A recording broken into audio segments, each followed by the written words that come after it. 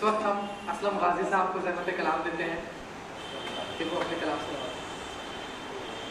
کیا بات اسلم غازی صاحب. السلام علیکم ورحمۃ اللہ. چونکہ عید ملن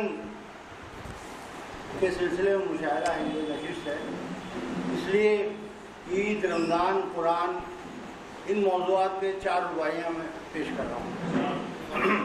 ارشاد ہے.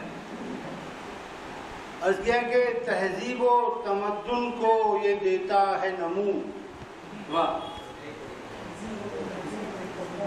تہذیب و تمدن کو یہ دیتا ہے نمو، تقویٰ و تقدس کو پلاتا ہے لہو. واہ. ہے سب سے بڑا نفس پرستی کا عدو، روزے سے میں پا جاتا ہوں خود پر قابو. کیا کہنے ہیں.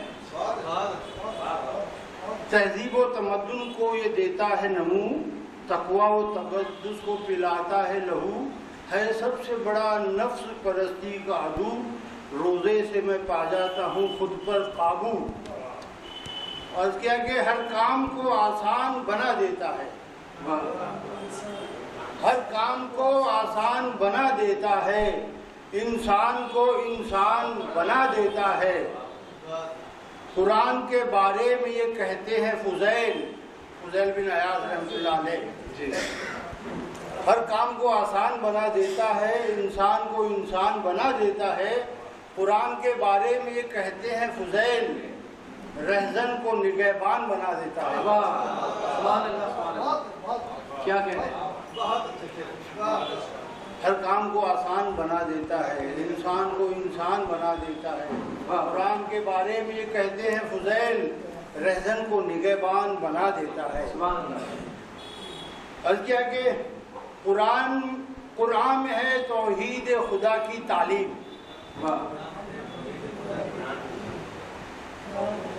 قرآن میں ہے توحید خدا کی تعلیم، احمد کی رسالت کو کراتا تسلیم. احمد محمد صلی اللہ علیہ وسلم کا ایک اور نام ہے. قرآن رمضان میں نازل ہوا. قرآن کے نازل ہونے کے شکریہ میں روزے فرض کیے گئے. روزوں سے تقوی حاصل ہوتا ہے، اور روزوں کی جو عبادت ہے اس کا شکریہ اور اس کا انعام عید ہے.